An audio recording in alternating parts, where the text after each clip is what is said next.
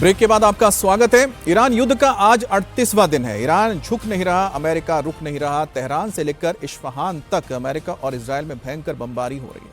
तो ईरान भी खाड़ी के देश और इजरायल पर बारूद बरसा रहा है। स्ट्रेट ऑफ हॉर्मुज बंद होने की वजह से कच्चे तेल की कीमत दुनिया में अब आग लग रही है। यही कारण है कि ईरान के खिलाफ युद्ध में ट्रंप की दुखती रग ये बन गया है। स्ट्रेट ऑफ हॉर्मुज बंद होने की वजह से ट्रंप बौखलाए हुए हैं। ट्रंप ने स्ट्रेट ऑफ हॉर्मुज को लेकर एक बार फिर से ईरान को धमकाया है। ट्रंप ने इस बार गाली गलौज के साथ ईरान को चेतावनी दी है। ट्रंप ने कहा है कि अगर ईरान ने स्ट्रेट ऑफ हॉर्मुज नहीं खोला, उनके साथ समझौता नहीं किया, तो सब कुछ तबाह कर देंगे। ट्रंप ने ईरान को कल रात 8 बजे तक की डेडलाइन दी। कहा कि ईरान के पास समझौता करने का अच्छा मौका है। अगर ईरान ने ऐसा नहीं किया तो वो उसका सब कुछ तबाह कर देंगे। ट्रंप ने धमकी देते हुए कहा कि मंगलवार को ईरान में पावर प्लांट और ब्रिज डे होगा। एक साथ सब खत्म कर दिया जाएगा।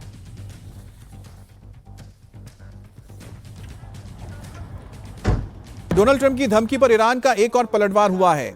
हॉर्मुज की चाबी गुम हो गई है, ईरान ने कहा है। दुनिया के लिए खुला हुआ है, लेकिन अमेरिका और उसके दुश्मनों के लिए बंद है। एक बड़ा बयान ये आया है ईरान की ओर से। उन्होंने कहा है कि इस वक्त जो हॉर्मुज है, अब वो उस स्थिति में नहीं लौट सकता है जो 28 फरवरी से पहले था। अब जब भी ये लौटेगा, जैसा भी होगा, लेकिन 28 फरवरी से पहले वाला नहीं रहेगा। यानी कि अमेरिका और उसके दुश्मनों के लिए, अमेरिका उसके साथियों के लिए हॉर्मुज ट्रेड बंद हो चुका है। तो जहां एक तरफ अल्टीमेटम है इस वक्त ट्रंप का कि अगर उनकी बात नहीं मानी तो भीषण तबाही होगी, और कल सुबह 5 बजे भारतीय वक्त के अनुसार यह अल्टीमेटम खत्म होने जा रहा है। अब ट्रंप की धमकी के बीच अमेरिकी वेबसाइट एक्सियोस ने बड़ा दावा किया है। एक्सियोस की रिपोर्ट के मुताबिक अमेरिका और ईरान के बीच 2 चरणों वाली एक डील पर बातचीत चल रही है, जिसमें पाकिस्तान, मिस्र और तुर्की शामिल है। साथ ही विटकॉफ और ईरान के विदेश मंत्री अब्बास अरागाची के बीच सीधे वार्ता हो रही है। ईरान के सामने पहले चरण में 45 दिन के सीज़फायर का ऑफर है, जबकि दूसरे फेज में युद्ध को पूरी तरह से बंद करने की बात हो रही है। मध्यस्थों का तो कहना है कि स्ट्रेट ऑफ हॉर्मुज को पूरी तरह से खोलना और यूरेनियम के मुद्दे को सुलझाना अंतिम समझौते में ही संभव है, शुरुआत में नहीं। इधर ईरान सिर्फ टेम्पररी युद्ध विराम के लिए जंग से पीछे हटने को तैयार नहीं है। ईरान को भरोसा है कि इजरायल पर बिल्कुल भी भरोसा नहीं कर सकते हैं। तेहरान चाहता है कि उसे इस बात की गारंटी मिले कि बमबारी में सच में रुकेगी और 45 दिन बाद यह फिर शुरू नहीं होगी। तो आपको सुनाते हैं कि ईरान की ओर से क्या कहा जा रहा है। شخصیت متزلزل متوهم با مجموعه تناقضات هست. جامعه ایران معمولاً به حرفهای ترامپ اعتنایی نمی‌کند، چون باور دارد که ایشان فاقد تعادل شخصیتی و رفتاری و کلامی است و هر لحظه با یک موضوع متناقضی مواجه می‌شود. نه ایرانی‌ها، امریکایی‌ها هم قدرت تحلیلش این شخصیت رو ندارند و راجع به بحث تنگه برای جهانیان باز هست، ولی برای دشمنان ایران بسته. सर, बहुत सारी चीज़ें हो गई जिसमें देखिए, एक हो गया अल्टीमेटम कल सुबह 5 बजे तक खत्म हो रहा है। अमेरिका ने अल्टीमेटम दे दिया है कि अगर हमारी बात नहीं मानी तो हम तबाही करेंगे। तीसरी चीज़ अब है कि बातचीत भी चल रही है। तो कुल मिलाकर देखा जाए तो यहाँ पर कुछ भी स्थिति साफ नहीं है। सिर्फ एक स्थिति साफ है, यहाँ पर हॉर्मुज बंद है और हमले हो रहे हैं। बिल्कुल, 2-3 बातें इसमें हमको कहनी है, ठीक है ना जी। संक्षेप में हम बताते हैं। एक तो जिस दिन से राष्ट्र को संबोधित किया डोनाल्ड ट्रंप ने, उसके बाद वो दिखे नहीं। तो इसको लेकर के अमेरिका में कई तरह की चर्चाएं शुरू हुई। ये भी कहा गया कि अमुक हॉस्पिटल में वो एडमिट है, उनकी सेहत ठीक नहीं है। अब पता नहीं सेहत उनकी कैसी है, लेकिन जो उन्होंने कल सोशल मीडिया में लिखा वो निश्चित रूप से किसी बहुत ही समझदार इंसान का की वो भाषा नहीं हो सकती है कि आप एक पूरे देश को गाली दें, इस तरह से गाली दें, और उस भाषा में जो ए सर्टिफिकेट वाली फिल्मों में जो भाषा यूज की जाती है, उस भाषा में आप अपना ट्वीट लिखें। तो वो लिखा ट्रंप ने, वो घबराहट थी, उनकी बेबसी थी, बेचैनी थी, पहली बात। दूसरी बात, वो कोई पावर प्लांट पर हमला नहीं करने जा रहे हैं। ब्रिजेज वगैरह तोड़ दें अलग बात है, वो कुछ उनके मिलिट्री इंस्टॉलेशंस को और अटैक करें, कुछ उनके मिसाइल फैसिलिटीज पर, ड्रोन फैसिलिटीज पर अटैक करें, वो अलग बात है। आप पावर प्लांट नहीं अटैक कर सकते हैं, क्योंकि खाड़ी के कई देशों को ईरान पावर सप्लाई करता है। आप ईरान का अगर पावर प्लांट डैमेज करेंगे तो आप अफगानिस्तान को भी नुकसान पहुंचाएंगे, आप इराक को भी पहुंचाएंगे, कई कंट्रीज को वो बिजली सप्लाई करता है। ये नहीं होने वाला है। एकदम ही इंसान कोई हो तो अलग बात है, ये नहीं होने वाला है। तीसरी बात ये है कि आप तबाह कर देंगे ईरान को, तब भी हॉर्मुज की खाड़ी नहीं खुलेगी, क्योंकि उसके लिए अमेरिका, उसके लिए उसके प्रॉक्सीज काफ़ी हैं, उसके लिए उसकी छोटी छोटी स्पीड बोट्स काफ़ी हैं, उसके लिए उसके ड्रोन्स काफ़ी हैं वो बंद रखने के लिए।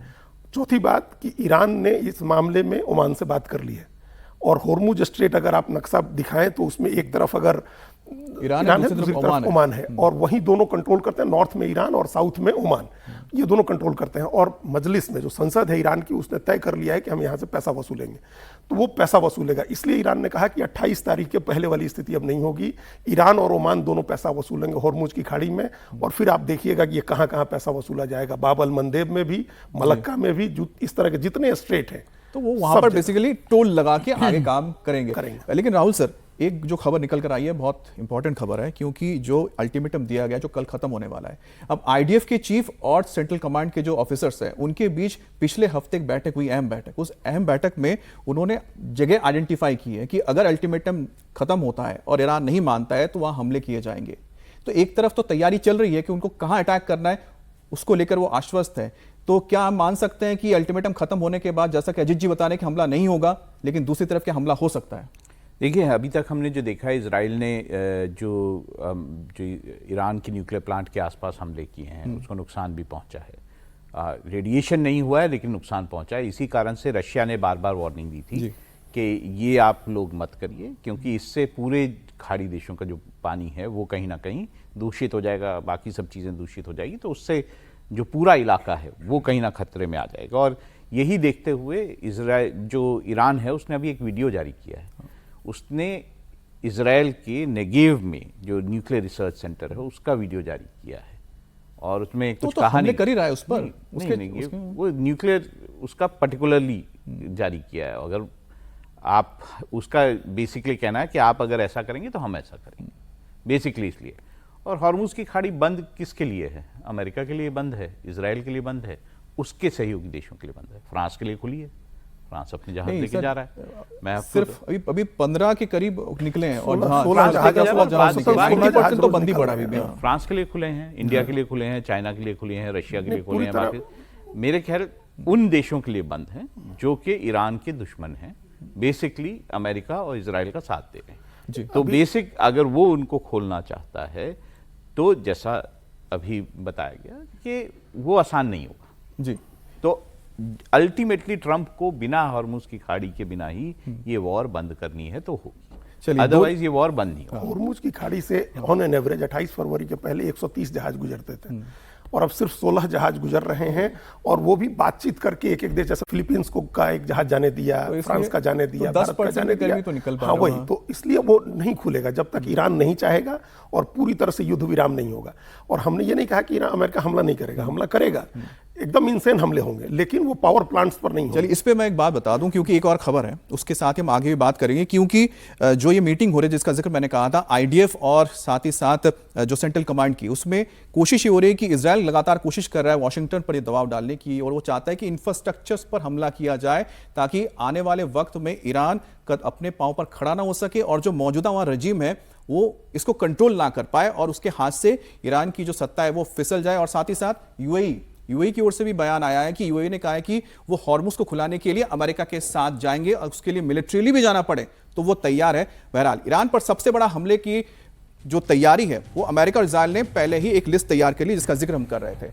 अब इस लिस्ट में क्या क्या है उसको सुनिए। इसमें bridge, power plants, water plant, IDF और सेंट्रल कमांड के बीच जो ये बातचीत हुई उसमें बंटवारा हुआ है जिम्मेदारियों का कि कौन क्या करने जा रहा है। तो नेतन्याहू ने इसको लेकर एक बैठक भी बुलाई थी, पहले जो आईडीएफ के चीफ थे और साथ ही साथ जो सेंट्रल कमांड के अधिकारी, उनके बीच बातचीत हुई, इस लिस्ट पर चर्चा हुई, जिसके बाद फिर इजराइल में बैठक हुई जिसमें नेतन्याहू मौजूद थे, और ये चिन्हित किया गया कि क्या क्या टारगेट करना है, किन चीज़ों को उड़ाना है। और जिस तरह से इस वक्त हालात दिख रहे हैं जहां पर ईरान झुकने को तैयार नहीं है, क्योंकि ईरान को एक बात बिल्कुल क्लियर पता है, ईरान को एक बिल्कुल बात क्लियर पता है कि हॉर्मुज जब तक उसके कब्जे में, उसके मुट्ठी में, तब तक ये छटपटाते रहेंगे और तब तक ये युद्ध हारने वाले नहीं है। अजीत जी, क्योंकि हम जो बात ही कर रहे थे कि ये जो बहुत अहम जो मीटिंग हुई इसमें जो सारी चीज़ों को चिन्हित कर लिया गया, लेकिन सबसे पहले दिमाग में इसमें आता है कि ये बातचीत हो क्यों नहीं रही है। अब सोचिए कि एक ऐसा देश, क्या जो IRGC है, क्योंकि जो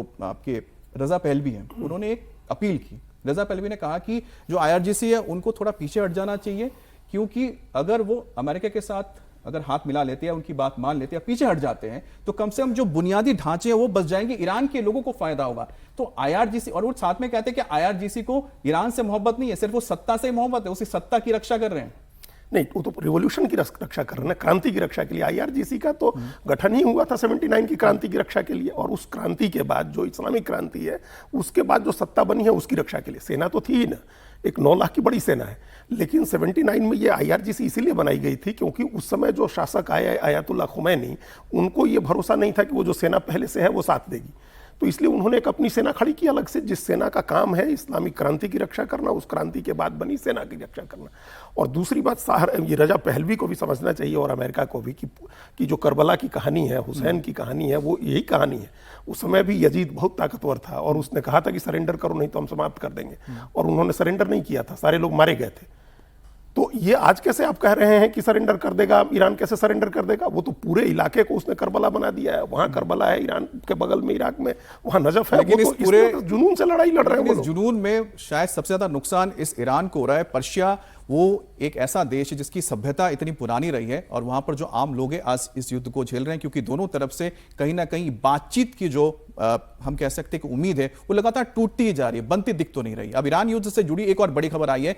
आईआरजीसी ने अबू धाबी में बने $30 अरब के स्टारगेट एआई डेटा सेंटर को पूरी तरह से तबाह करने की धमकी दी है। अब प्रोजेक्ट में अमेरिका, यूएई, जापान शामिल है। ईरानी जो फोर्सेस हैं अब खुलकर इन्हें निशाना बनाने की बात कर रहे हैं। अब हॉर्मुज के बाद बाब अल मंदेब बंद करने की तैयारी हो गई है। अब बाब अल मंदेब बंद करने के लिए हूती विद्रोही लगे हुए। ये लाल सागर का है, तो लाल सागर में भी एक छोटा सा संतरा सा गलियारा है जिसको हूती लगातार टारगेट कर रहे हैं और धमकी दे रहे हैं कि हम इसे बंद कर देंगे। तो दोनों तरफ से चोक करने की कोशिश हो रही है। अब इजराइल पर ईरान का ताबड़तोड़ अटैक भी जारी है। सेंट्रल इजराइल पर ईरान का मिसाइल अटैक हो रहा है। इजराइल के एयर डिफेंस सिस्टम उसे चकमा दे भी पा रहे हैं और कुछ जगहों पर इंटरसेप्ट नहीं भी कर पा रहे हैं, जिसकी वजह से जैसा हाइफा में देखने को मिला कि एक मिसाइल हिट किया जिससे एक इमारत उसमें पूरी तरह से तबाह हो गई।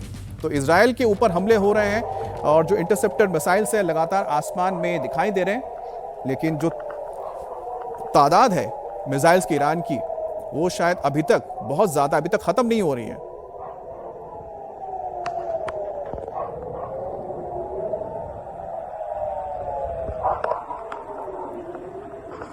अब इजराइल के एयर डिफेंस सिस्टम को ईरान की ओर से नाकाम करने की लगातार कोशिश तो हो रही है। इजराइल पर कई सारे मिसाइलें गिरती हुई नजर आ रही हैं।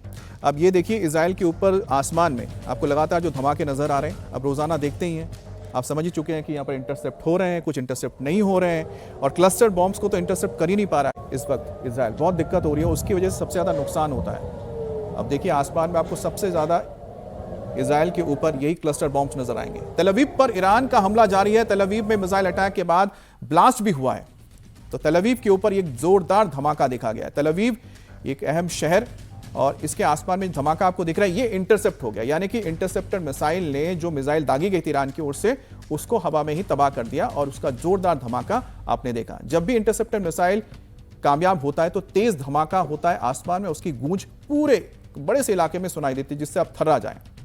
अब इजराइल के हाइफा के ऊपर हमला हुआ है मिसाइल अटैक में, और साथ ही क्लस्टर बॉम्ब डाले गए थे। तो मिसाइल के जरिए क्लस्टर बॉम्ब दागे जा रहे हैं, और एक साथ कई सारे क्लस्टर बॉम्ब्स हाइफा के आसमान में देखे गए। कुछ इसमें नीचे आए, गिरे, धमाका हुआ, उससे नुकसान भी हुआ है हाइफा के ऊपर। ये देखिए एक साथ आपको कई सारे बॉम्ब्स, ये आपको आग के गोले छोटे छोटे छोटे एक साथ जमीन पर आते हुए दिखाई दे रहे हैं। देखने में जितने अच्छे लगते हैं मान के चले उतने खतरनाक हैं, और जहां गिरते हैं सिर्फ और सिर्फ जान लेते हैं, तबाही मचाते हैं।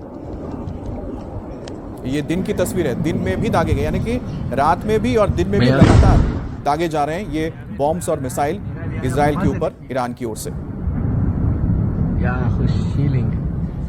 अब हाइफा में मल्टी स्टोरी बिल्डिंग पर हमला हुआ जिसकी तस्वीर सामने आई है, और मल्टी स्टोरी बिल्डिंग तबाह हो गई। अब इजराइल के जो रेस्क्यू वर्कर्स हैं यहाँ पर आपको आग बुझाते नजर आ रहे हैं, रेस्क्यू ऑपरेशन लगा हुआ है, और यहाँ पर आप देख सकते हैं पूरी इमारत ये तबाह हो गई है। हाइफा एक अहम शहर है, और हाइफा में बड़ी बात है कि एक बड़ी आबादी मुस्लिम की भी है, यानी कि हाइफा शहर में यहूदी तो रहते ही हैं, साथ ही यहाँ पर इजरायली मुस्लिम भी रहते हैं जो अरबी बोलते हैं, अरब के हैं। और इस इलाके में जब ये धमाके होते हैं या फिर अटैक होते हैं तो कई बार इसमें जो मुस्लिम जो सेंटर्स या कह सकते कम्युनिटीज़ हैं वो भी इसके जद में आ जाती है। तो यहाँ पर कोई धर्म देख के तो ये बॉम्ब गिर नहीं रहे हैं, लेकिन लड़ाई चल रही है दो मुल्कों के बीच में। अजीत जी, जिस तरह से हम ये तस्वीर आप देख पा रहे हैं, और राहुल जी आप भी छोटा सा कमेंट दीजिएगा, मैं आपसे शुरू करता हूँ फिर अजीत जी पे आते हैं। ये जो अभी तक क्लस्टर बॉम्ब्स का इस्तेमाल हो रहा है, ठीक है, अब कितने मिसाइल बचे हुए हैं इनके पास? हमने तो शुरुआत की थी कि 2500 खत्म हो गए हैं, अभी तक खत्म ही नहीं हो रहे हैं। देखिए, बहुत बड़ा तैयारी जो है इजराइल ने मतलब ईरान ने पिछले 40 सालों में की है इसी अंदेशे को लेकर कि हमारे पे हमला होगा। तो उन्होंने बहुत सारा असला, बहुत सारी मिसाइलें, बहुत सारे ड्रोन जो हैं बनाए हैं, और उनको अंडरग्राउंड जो उनकी फैसिलिटीज़ हैं, जहाँ तक कोशिश अमेरिका ने की, इजराइल ने की उनको तोड़ने की, लेकिन वो तोड़ नहीं पा रहे हैं, तो वहाँ पे रखे हुए हैं और वो निकाल के उनको मार रहे हैं। आज सुबह अगर हम देखें तो 10 मिसाइलें जो हैं ईरान की तरफ से इजराइल पे फेंकी गई, जिसमें से एक मिसाइल जो है क्लस्टर बम के साथ थी। तो हाइफा में जो अभी आप तस्वीरें दिखा रहे थे, इसमें एक बिल्डिंग पे डायरेक्ट जो है इम्पैक्ट हुआ, जिसके कारण वो बिल्डिंग जो है टूटी है, और उसमें अभी भी रेस्क्यू ऑपरेशन चल रहा है। लोग मलबे में दबे हुए हैं, तो उनको निकालने की कोशिशें जारी हैं। तो तबाही चारों तरफ हो रही है इस वक्त, पूरे इलाके में चारों तरफ तबाही है। अब हम बात कर रहे थे कि अगर हम ईरान को पूरी तरह तबाह भी कर देंगे, इंफ्रास्ट्रक्चर पूरा तबाह कर देंगे, तो क्या वहाँ पर जो है कंट्रोल IRGC का खत्म हो जाएगा? क्या अफगानिस्तान में तालिबान का कंट्रोल खत्म हो गया? उन्होंने तो सब कुछ तबाह कर दिया ना वहाँ, सब कुछ, तो इंफ्रास्ट्रक्चर में क्या बचा वहाँ? तो क्या खत्म हो गया? तो ये सोचना अमेरिका का, ये सोच कि वहाँ इंफ्रास्ट्रक्चर तोड़ देंगे, सब कुछ खत्म कर देंगे। हम तो ये चाहते हैं कि जो बातचीत चल रही है विटकॉफ साहब की और साथ में आगरागाची साहब की, उनके बीच में कहीं सुलह हो जाए। और हालात, एक बताइए कि ये हालात 1989 से पहले वाला बनता क्यों नहीं? क्योंकि मैं इजराइल को देख रहा हूँ कि इजराइल से तो हथियार जाते थे, ईरान में इतने अच्छे संबंध थे, अरब के साथ संबंध अच्छे नहीं थे, लेकिन ऐसा क्या हुआ कि एक देश कई हजार किलोमीटर दूर है, दोनों के बीच कोई सीमा भी नहीं मिलते, लेकिन आपस में लड़ रहे हैं? ऐसा क्या हो गया, क्या बदल गया? ये हर कोई जानना चाहते हैं, बातचीत से मसला क्यों नहीं हल होता? नहीं, एक तो इसमें दो चीजें बहुत ध्यान से समझने की जरूरत है। एक तो इजराइल को उस इलाके में अपना वर्चस्व कायम करना है, सुपर पावर बनना है अकेला, और उसको ये समझ आ गया है कि ईरान को नष्ट किए बगैर, उसकी सारी कैपेबिलिटी समाप्त किए बगैर, उसको इस हालत में पहुंचा दिए बगैर कि वो वापसी न कर सके, सुपर पावर बनना है उस इलाके में इजराइल को अकेला। बाकी देश तो सरेंडर कर चुके हैं ऑलरेडी अमेरिका के साथ, वो अमेरिका के ही सिक्योरिटी सिस्टम पर डिपेंडेंट है। ये अकेला देश है, अगर इस पर कंट्रोल किया तो एक तो उस पूरे इलाके से चाइना, रूस बाहर हो जाएंगे। पहले साथ में सीरिया नहीं, पहले तो सुपर पावर बन, पहले भी अस्तित्व का संकट था, पहले भी डेथ टू इजराइल के नारे लगते थे, इसमें कोई संदेह नहीं है। जिस दिन से बना है, जिस दिन से इस्लामिक क्रांति हुई है, उस दिन से ये स्थिति। अच्छा, 79 से, 79 से। तो ये अब एक उसकी अपनी सुपर पावर बनानी है। ये अमेरिका भी चाहता है कि एक सुपर पावर वहां बन जाए। दूसरा, अमेरिका का जो एनर्जी डोमिनेंस की चाहत है, वो एनर्जी डोमिनेंस चाहता है, और वो तब तक संभव नहीं है जब तक खाड़ी के पूरे तेल पर उसका कब्जा नहीं होगा। उसके पास खुद ही सबसे बड़ा तेल का वो रिफाइनर है, सबसे बड़ा अमेरिका, सबसे ज्यादा तेल उत्पादक देश है। वेनेजुएला पर उसने कब्जा कर लिया, जिसके पास सबसे ज्यादा कच्चा तेल है, और अब उसको इस वेस्ट एशिया में जो खाड़ी देश हैं, इनके एनर्जी रिसोर्सेज पर उसको कंट्रोल करना है। तो एनर्जी डोमिनेंस अमेरिका चाहता है कि ऐसा हो जाए कि उसके आसपास भी कुल मिलाकर देखिए, दो कारण है। तो वैश्विक तौर पे वर्चस्व बनाने के लिए बड़े बड़े मुल्क आपस में भिड़े हुए हैं, कुछ लोग सामने दिख रहे हैं, कुछ पीछे हैं। अगर एक तरफ अमेरिका, इजराइल दिखता है, पूरा मिडिल ईस्ट जो गल्फ कंट्रीज दिखते हैं, तो दूसरी तरफ आपको ईरान, उसके पीछे चीन और रशिया भी दिखता है। लेकिन इसमें खामियाजा भुगत कौन रहे हैं? वो लोग जो इन देशों में रहते हैं, क्योंकि उनके ऊपर रोज हमले हो रहे हैं, रोज जाने जा रही हैं। उम्मीद हम ये करते हैं कि बहुत जल्द यहां पर चीजें सुधर जाए, बातचीत से हल हो जाए, जो भारत भी चाहता है, लगातार कह रहा है।